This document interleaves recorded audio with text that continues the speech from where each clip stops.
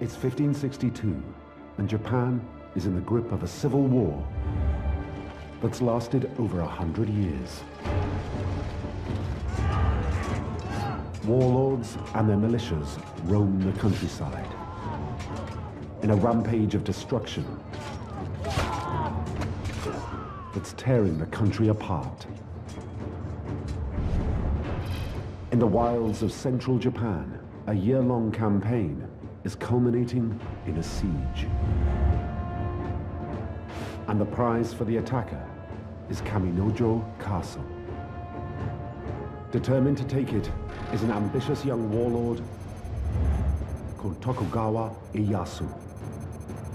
But he's facing a serious problem. Because inside the castle are his daughters. And they'll be killed if he attacks. Years earlier, he agreed to send them to Kaminojo in a peace deal. It's standard procedure in a country where no one trusts anyone. Now, he badly needs to go back on the deal. With warlords fighting against each other, allegiances were quite often made and broken at a moment's notice. It was recognized very early on that a hostage system would help keep allegiances. That as long as they behaved and followed the rules, the families would be kept safe. If they broke the rules, the families would be executed, and it was a great way of keeping control. Despite his massive army, Ieyasu has had his hands tied for over a year. He can't touch the castle.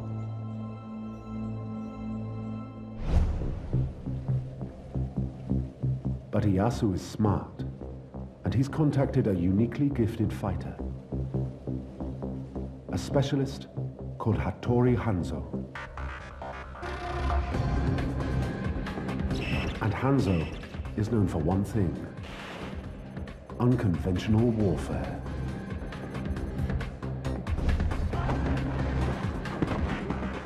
Haatori Hantzo is the leader of the finest special forces in the Japanese world. They are experts at a secret martial art called shinobi. Much later, they will be known as ninja. Ninja is actually a very modern term. But back in the 1500s, they were known as shinobi no mono, a shadow warrior. The ninja were renowned for never being spotted and being invisible and having magic powers. The shinobi warrior of the 1500s is so skilled, he is regarded almost as a supernatural being. But just like today's special forces, he's developed a unique set of tactics. To solve problems on the battlefield, conventional troops can't. And the ninja's particular talent is for intelligence gathering and infiltration. The samurai army needed spies and it needed commandos. So ninja would develop these skills. They spy and they do commando infiltration raids. And these were needed for frontline troops or for information gathering. And there's another reason why Hattori Hantzo and his ninja are so highly prized.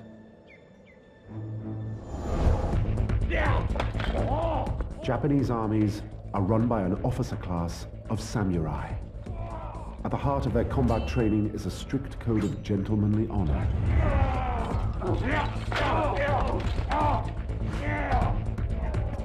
And the one thing they won't touch are dirty tricks. What we call black ops. Assassination, murder, and sabotage. The ninja were very much the unconventional warfare experts which any army needs. Samurai honor precluded them from doing certain tasks that they saw beneath them. The ninja didn't follow the same code of honor and were able to effectively achieve what the samurai could not. Hanzo and his ninja are the best in the business. He even has a track record in one particular area of shinobi.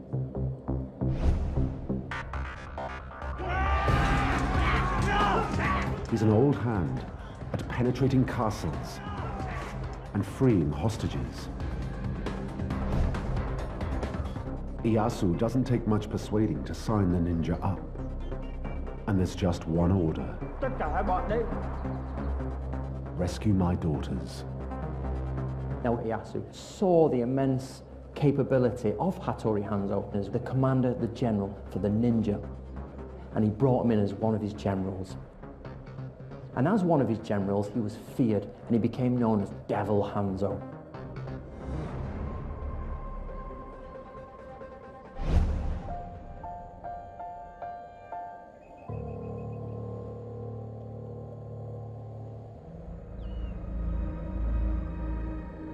Hattori Hanzo now starts an intelligence-gathering operation that will decide his strategy. To do that, he'll draw to the full on his shinobi skills. But the mission and his options are familiar to operatives everywhere. Tactics that are routine today were pioneered by the Shadow Warriors 500 years ago. The ninjas have developed a series of tactics that are almost universal, and they haven't really evolved or changed much. There's little marginal improvements here and there, and technology comes into it in different weapon systems. The essential elements are still very much the same. Speed, aggression and surprise. The way they move with silence and stealth and in small teams, it's still very much the same.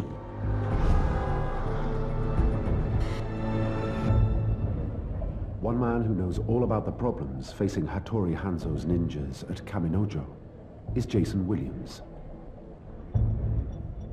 Now living in Japan, he fought for 5 years in Iraq and Afghanistan with the SAS. And that presented intelligence-gathering challenges that are very familiar to Hattori Hanzo. Getting good information boils down to a handful of options. You're usually going into an enemy complex or an enemy building, maybe an enemy compound. There are two ways of doing it. You can do a long-term operation, or you can do a short-term. Long-term means more of a sleeper cell approach. You'll be going in maybe a few years before you even get any information out. It's a very long-term operation, and there's a lot more risk to the individual who's involved and a lot more stress on them.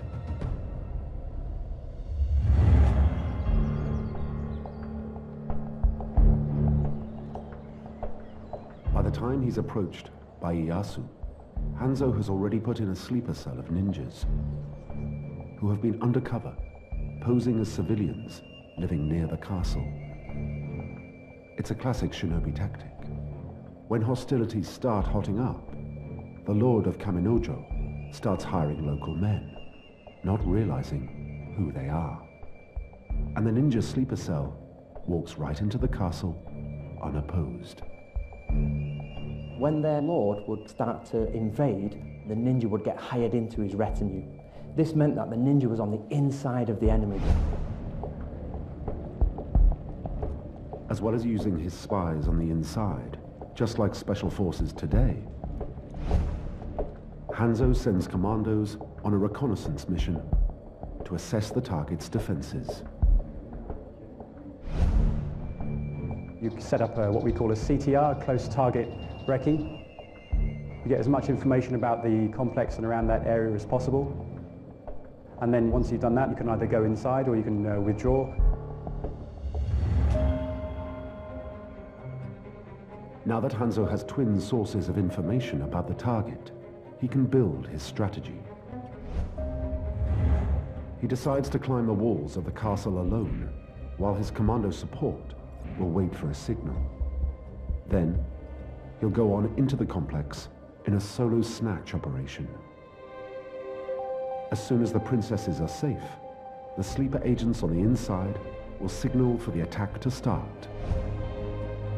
With forces on the inside and outside, it will be a pincer operation. And Hanzo is ready to go. It is now vital to ensure the timing is right and all conditions favor the ninja. Now normally a ninja did not infiltrate in the full moon. He'd wait till 8 days after the moon or 8 days before the moon, so it was darker, and he'd wear dark clothes.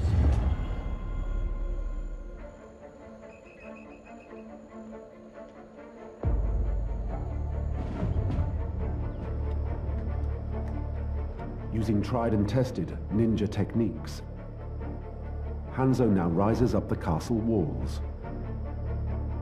He'd use iron spikes, and he'd place spikes in the castle wall, and he'd climb all the way up to the top. Once at the top, the ninja starts to saw through the walls using special shinobi tools. ノコギとかシコロとか言ってるんですけどね。 This is a type of saw called a shikoro. It was used for making larger holes in clay or wooden walls. Usually so a ninja could climb through. In ancient Japan it was standard kit for breaking into houses. And then on the inside of the clay walls, they'd have a crisscross of bamboo. He'd cut out a section, he'd go inside. But scaling walls in total silence and secrecy is the easy part. Hanzo must now move unseen through a castle full of soldiers waiting for him.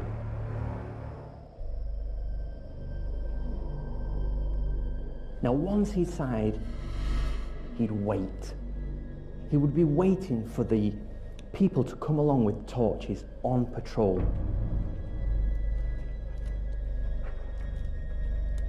Hanzo's ninja skills allow him to elude detection completely. But he can't afford to relax. He knows the enemy will have prepared for him.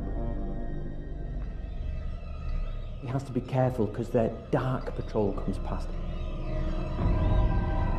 These are the people without torches. They would be looking for ninjas.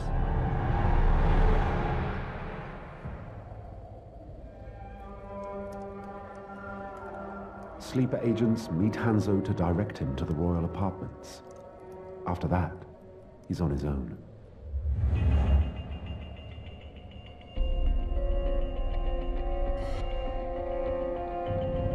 The ninja must now overcome sentries and make his way deep into the castle complex. Once again, he turns to classic shinobi techniques to fell his enemies.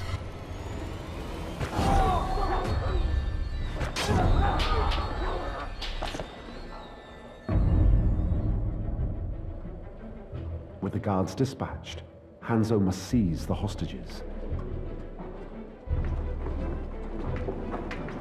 As planned, the ninja double agents signal to Hanzo's commandos and Iyasu's samurai by starting fires on the inside of the castle.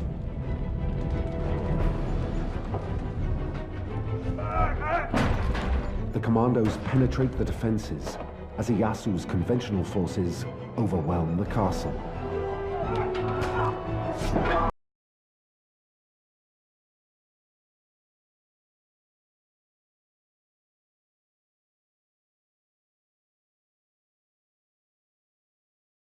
Hostages are smuggled out in the mayhem.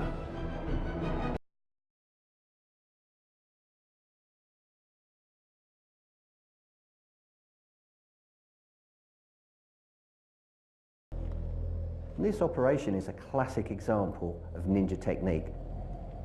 Being able to infiltrate the enemy's positions, influence what went on, and to attack from within. Classic shinobi.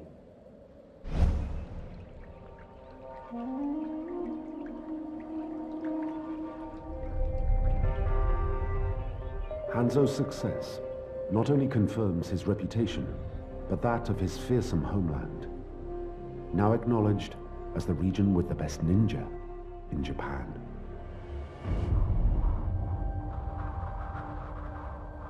It's a place of mists. On a high mountain plateau cut off from the rest of the country, its people are different, fierce mountain folk with proud, independent spirits. Its name is Iga. Ninja were mainly hired from Iga. The Iga people were known as the best ninja. They would go across all of Japan and they would present themselves to their lords and say, I'm a ninja, I am from Iga, I am trained in the arts of ninjutsu. Then the lord would hire them. The ninja or shinobi skills practiced by the men of Iga have been developed over centuries of warfare. They draw together the extreme physical power of the martial artist, the swordsmanship of the samurai warrior, with tactical expertise from ancient China and the writings of the Chinese master military strategist Sun Tzu.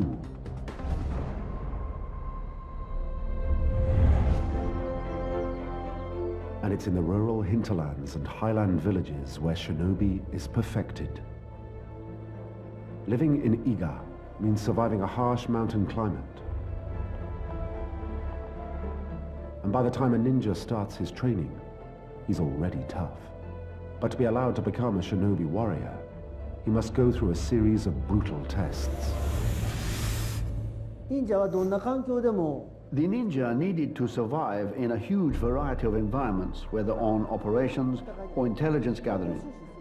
And they trained for that by enduring exposure and low temperatures at high altitude.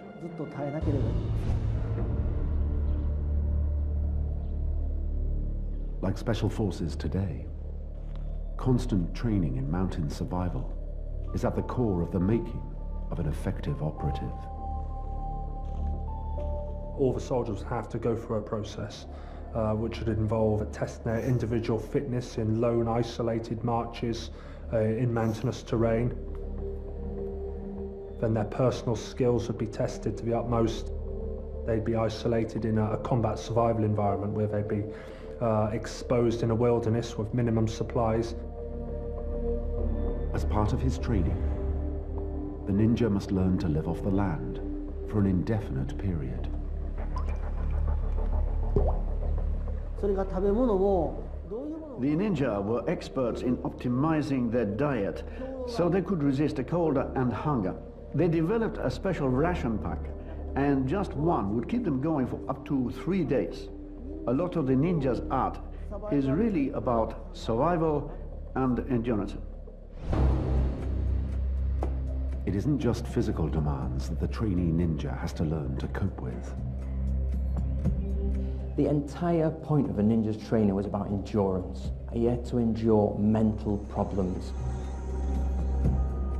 He would be in the enemy's land, and he had to train himself to not break under pressure. The people of Iga mostly worship nature spirits and follow Shintoism, a religious practice focused on the natural world.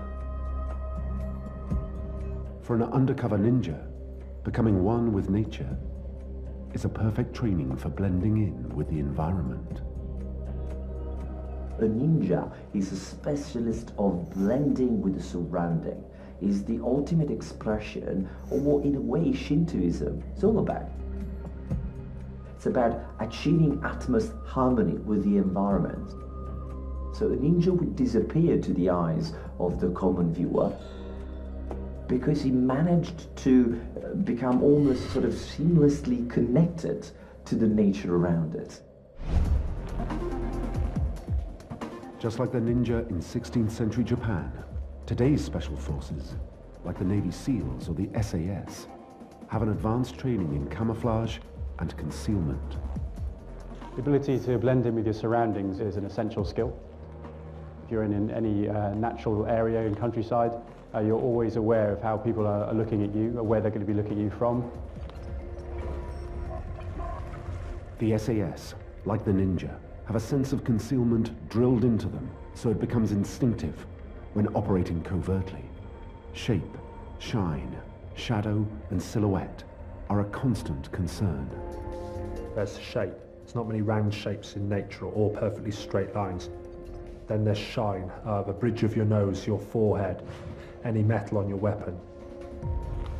You want to eliminate any shadow coming from yourself. If you're on a ridge line, you should avoid silhouetting yourself. Be mindful of your footfall. Leave no sign. Don't cause disturbances. You know, if there's a branch on the floor, don't snap it or brush up against tree branches.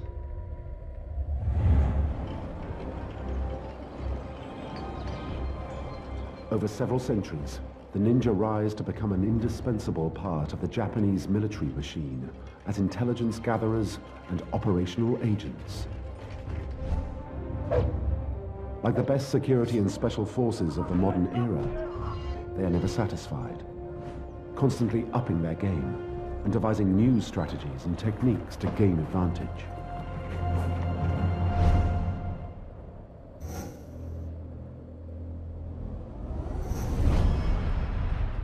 But now, 17 years after the siege at Kaminojo Castle, the eager ninja face their biggest danger yet. It's a gigantic army, rolling through the country, crushing all it encounters. And it's led by a cruel overlord, known for his love of extreme violence. He's a genocidal megalomaniac, with a reputation unmatched in all of Japan's bloody history. Oda Nobunaga is bent on one thing: absolute power. Nobunaga's plan was to unify all of Japan, and that was his one goal. So nobody was spared from his forces or his army. This is what he was going to do. Oda Nobunaga is single-minded, cold, calculating, and disciplined, and he crushes all resistance with utter ruthlessness. The trouble is, the eager don't bow down to anyone. In the late 1500s, the ninjas had a serious problem. Nobunaga needed complete and total obedience, and they refused to give it. Two opposing forces are on a collision course. Neither is used to giving way, and a devastating confrontation is inevitable. The only solution Nobunaga had was to invade, and he did so with a vengeance.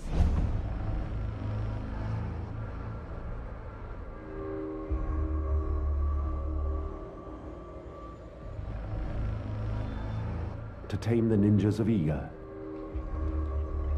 Nobunaga sends in his toughest samurai. Crack troops, hardened by decades of bloodletting. The orders are to spare no one. But he makes one fatal error. He appoints a general who is completely unsuited to the job. That general is his son, Nobukatsu. Nobukatsu has no experience. Not just that, he's impetuous and undisciplined. It's about the worst combination of qualities a military leader could have. And he makes a host of errors. One of the worst is to underestimate his enemy.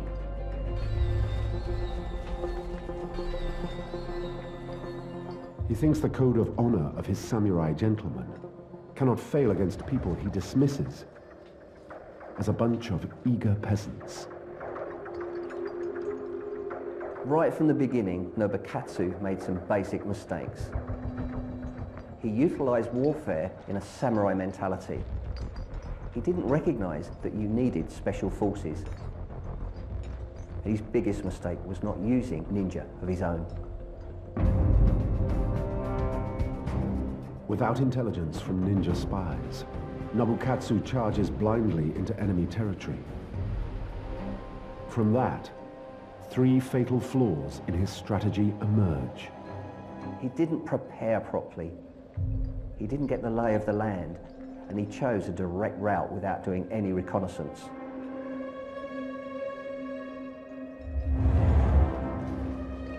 It's a serious blunder. Nobukatsu is entering unknown territory.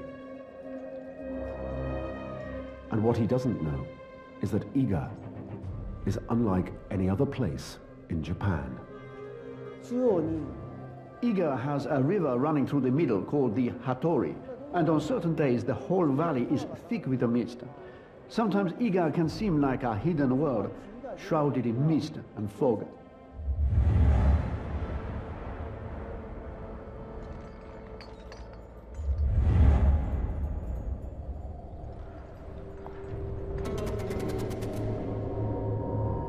Nobukatsu's samurai now enter narrow gorges with no idea of what's waiting for them.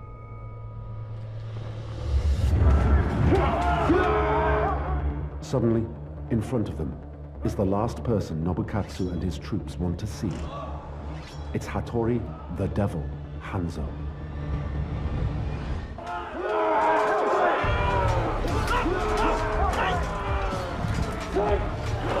Just at that moment, the weather closes in. Fog suddenly filled the valley, and this is where the ninja do what they do best. They got down close and personal. They attacked from the sides and from the back, infiltrating the ranks of the samurai, causing chaos. So much chaos, in fact, that the samurai began to cut each other down, not knowing who the enemy was. It's an ambush that's textbook ninja, drawing the samurai into unfamiliar terrain and destroying them with tactics they're completely unprepared for.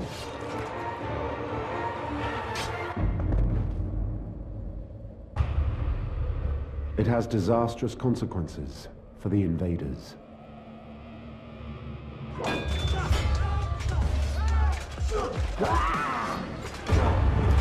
Nobukatsu's bodyguards are cut to pieces. Now the general must stand alone against the ninja and account for himself.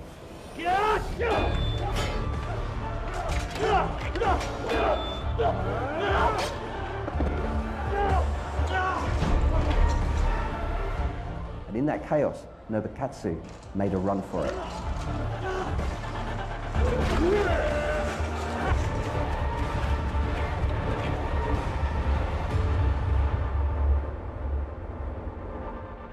And he was the only one to survive a complete massacre.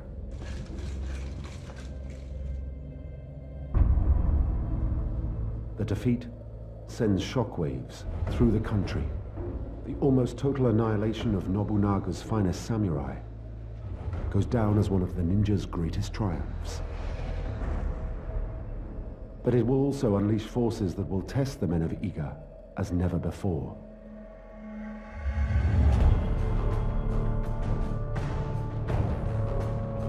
Within days, the ninja spy network reports Nobunaga mustering the biggest army Japan has ever seen. Columns are streaming from every region with one order: destroy Iga. The ninja know they can't defeat so huge an army, and there is only one solution. Nobunaga must be assassinated.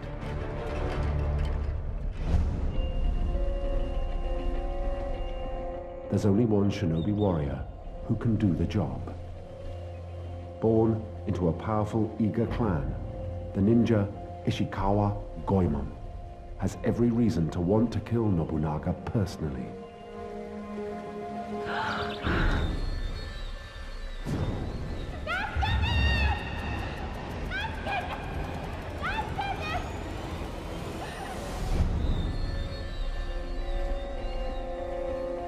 His whole family was murdered by Nobunaga's forces, and getting revenge has been his life's ambition. The job of killing Nobunaga will go down as the toughest assignment ever faced by a ninja assassin. The warlord is constantly surrounded by a crack force of bodyguards and employs ninja killers himself from the Iga's rivals. he has a highly skilled network of spies adept at infiltrating and extracting information throughout Japan. Nobunaga knows that the Iga are almost certainly plotting to kill him, and he's convinced he's ready for them.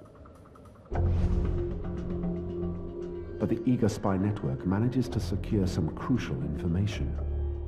The only time Nobunaga lets his guard down is when he's in his heavily fortified castle. Goemon's only chance is to infiltrate the castle and, using double agents on the inside, assassinate the warlord himself in the royal apartments. Ninja Black Ops techniques are at the height of development, and their armory boasts a massive array of weapons and technology unmatched anywhere. Goemon now has everything put at his disposal.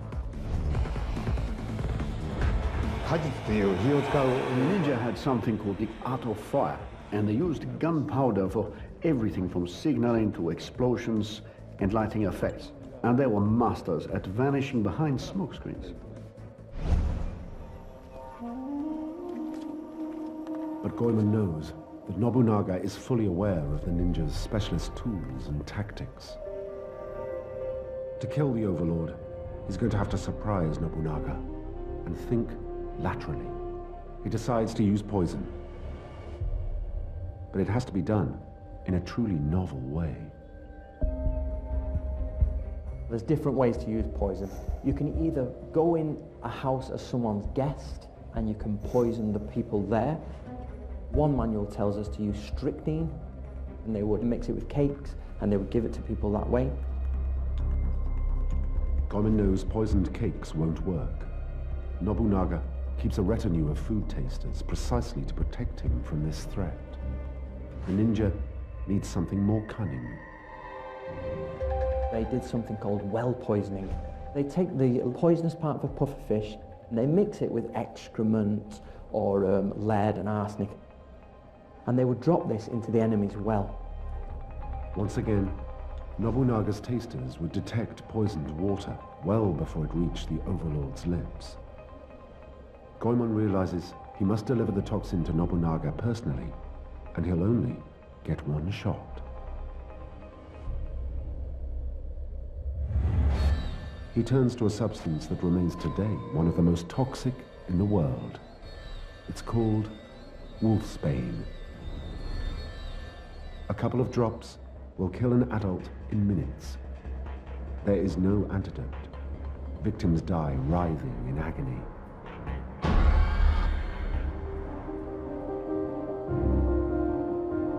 Now Goemon must craft his method of delivery, and he only has the tools and materials of his remote mountain community.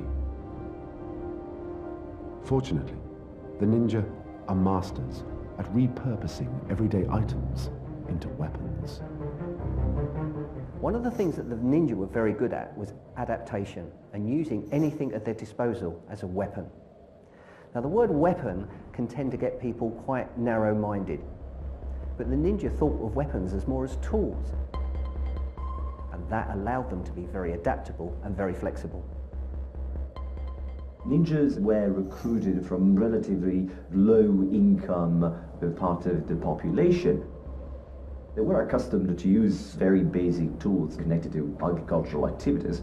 So most of the weapons resembled tools that you would find, in a garden or something like that. A traditional sickle in the hands of a ninja, for instance, has multiple uses in a combat situation.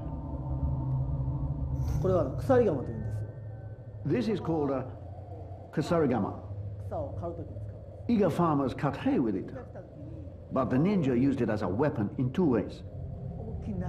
First, the ninja would throw the iron weight at the end of the chain so it wrapped around the legs of the enemy.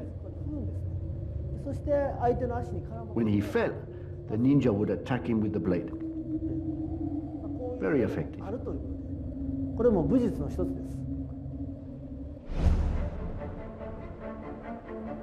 Goemon's plan is now ready. He's going to put the wolfsbane into Nobunaga's mouth in a way no one's ever thought of. But But before he goes into action, there's one more vital element for the ninja's attack. In the chaos of battle, fear is the greatest enemy, and the ninja learnt from a very early stage that fear is something to be embraced. And so quite often before an operation, they would begin a meditation.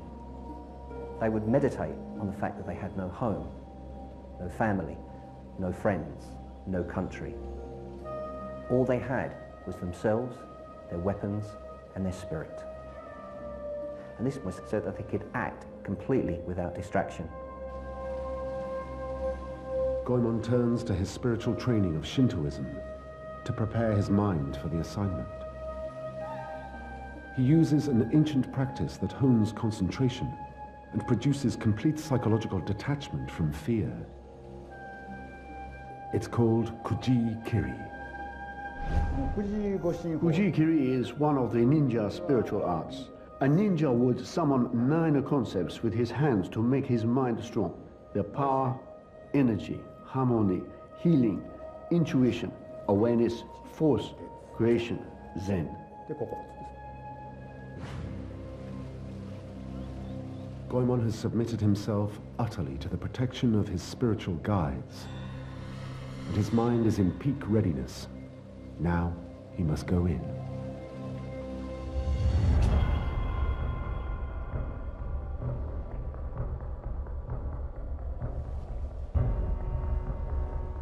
In classic style, Goemon makes himself virtually invisible as he closes in on Nobunaga's apartments.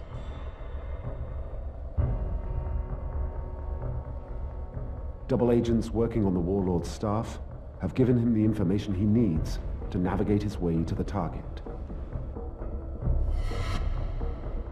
Once inside the apartment complex, he maneuvers himself to a space above the royal bedchamber. Ninja agents in the castle have drilled a tiny hole in the ceiling and positioned the royal bed so that the target's head is directly beneath it.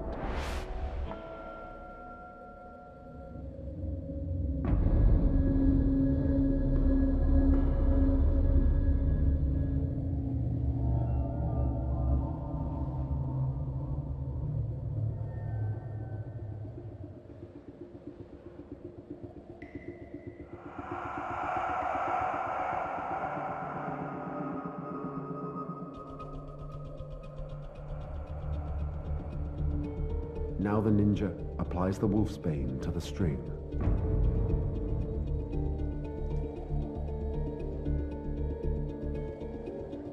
But just as he's delivering the lethal dose, Nobunaga wakes. Goemon knows he's failed. No, now, we must go now. And now must escape the only way he can.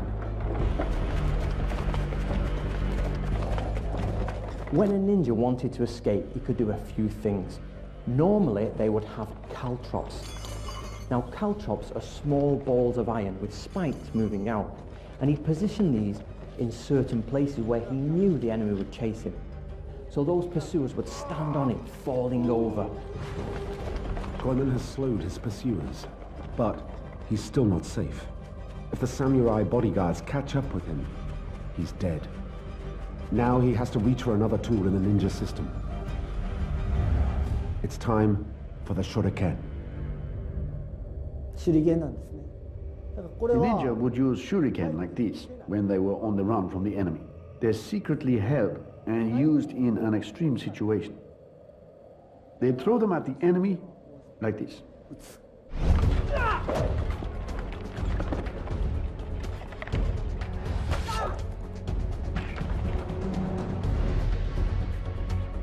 Goemon may have failed, but the assassination attempt is a textbook example of shinobi ingenuity, adapting simple everyday objects to lethal effect.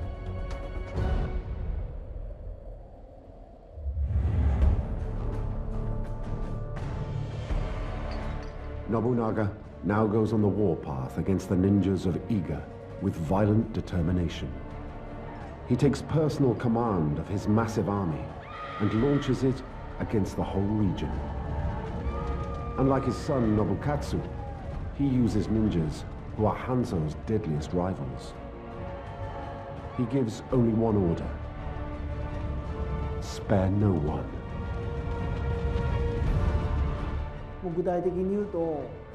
Nobunaga was completely cold-blooded. He ordered his soldiers to kill everyone in Iga. Women, children or monks. They were all slaughtered, regardless. The killing made the Iga ninja scatter across Japan. It's a bloodletting that remains notorious in Japanese history to this day. Nothing is left of the old Iga villages. Nobunaga had destroyed their homes, destroyed their families. This made them drop in social class. They had been displaced. This changed the history of the Iga people forever. The once proud ninjas of Iga are now scattered and in flight, while Nobunaga's troops scour the hills to hunt them down. All looks lost for them, with no land, no status, and no money. All they can do is hope to scrape a living as peasants in some other region where no one will know them.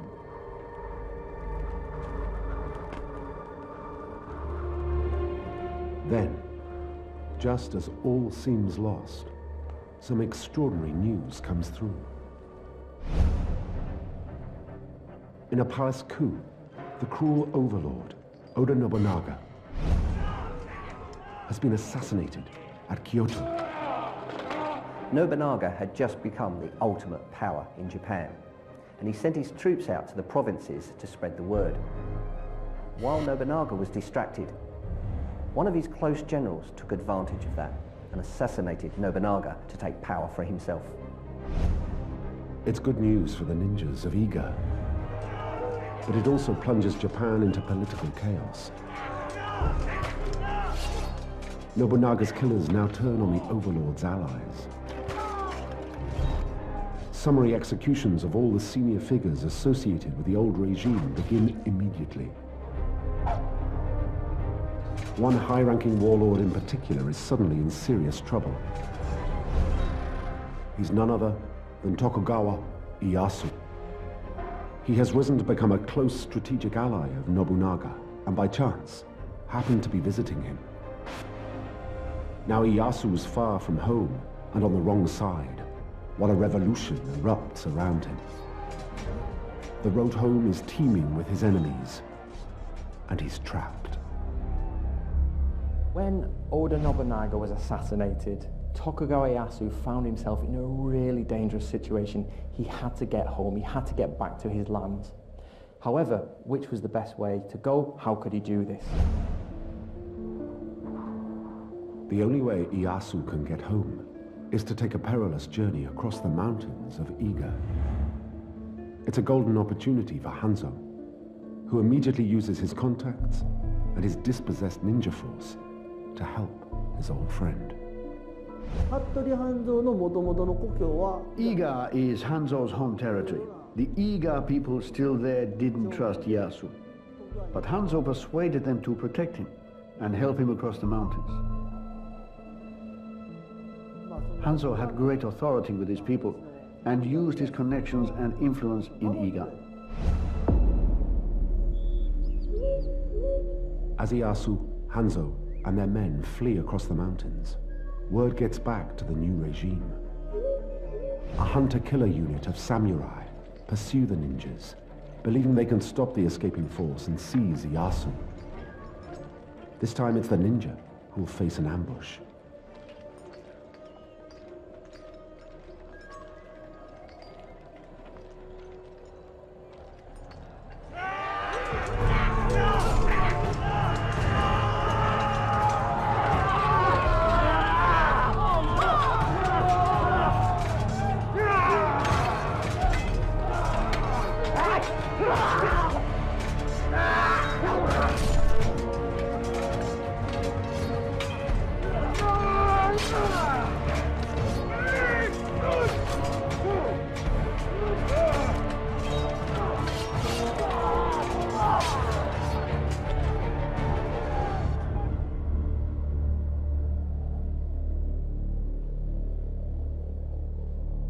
It's a narrow escape for Tokugawa Ieyasu, but the making of Hattori Hanzo and his ninjas. Now, because of this, Tokugawa Ieyasu was extremely grateful. They had saved his life. So he hired up to 100 of their men to help guard him at Edo Castle, modern-day Tokyo. With Nobunaga dead, the number of military campaigns and warring factions starts to dwindle. Ieyasu's political career finally takes him to the very top, and he assumes complete control of a united and peaceful Japan. His triumph inaugurates a golden era for Japan and a 265-year dynasty of shoguns. And with them all the way are the ninja and the descendants of the greatest of them all, Hattori, the devil, Hanzo.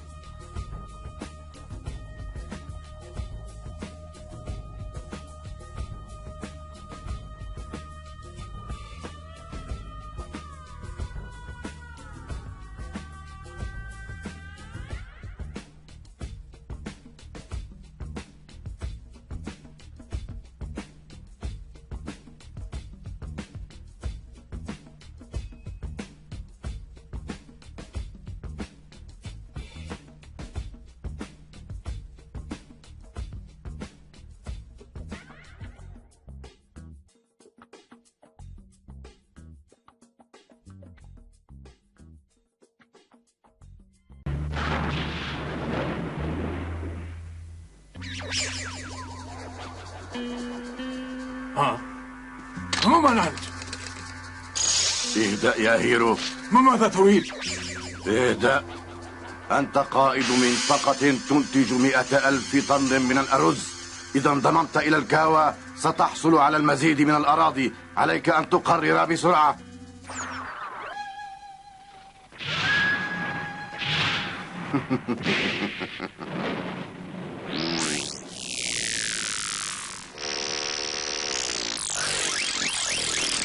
عين الأفعى، هيا اخرجي اخرجي بسرعة.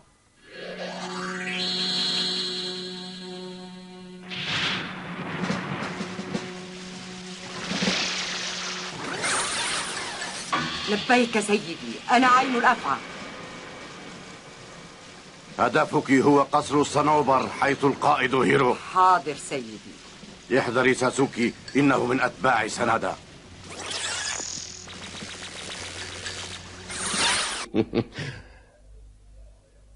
الجدال لا ينفع الآن. أحضروا الفتاة، هيا. تعالي تعالي.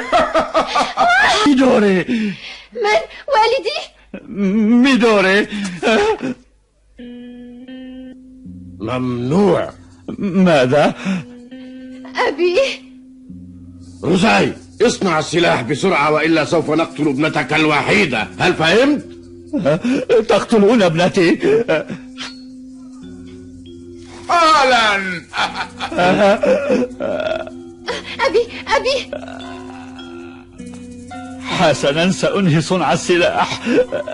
أبي، لا تخضع لهم. ميدوري، أرجوك كف عن صنع الآلات لقتل الناس. لا، لن أتركك بين أيديهم، سامحيني. أبي. روزاي، أكمل صنع السلاح هذه الليلة، غدا سنقوم بالتجربة، هل سمعت؟ أنت متأكد أننا نقدر أن نجرب السلاح غدا؟ رضخ روزاي في النهاية يا سيد ويلارد. يجب أن نتخلص من كل الذين لهم علم بالأمر. أجل، نقضي على روزاي وعلى ابنته أيضا، لكن الذي يزعجني هو هذا الأحمق الصغير. كادت تكون النهاية. لن ندعكما تذهبان، خاصة أنت يا ساسوكي. هانزو، جامبو، اهرب!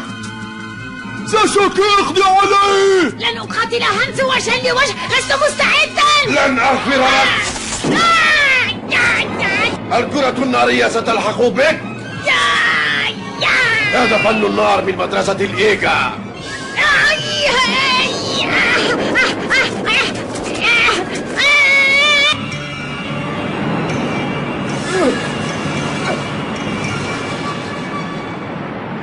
أيها البر!